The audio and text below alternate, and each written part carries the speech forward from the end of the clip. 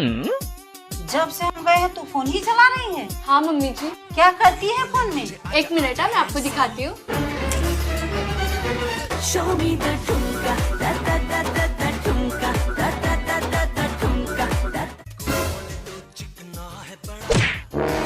हे भगवान, अभी पता नहीं क्या क्या देखना बाकी है। बैगन।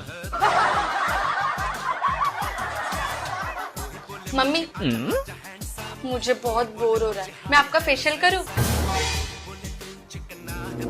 अच्छा ठीक है, आईब्रोज करती हूँ। एक काम कर, खाना बना ले। रहने दो फिर, फेशियल भी नहीं करना, आईब्रो भी नहीं करना, आप खाना बना। और कर ले लव मैरिज।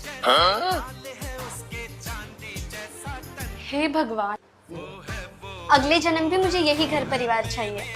बेटा हमें भी तो पूछ ले, हमें तू अगले जन्म में चाहिए कि नहीं चाहिए।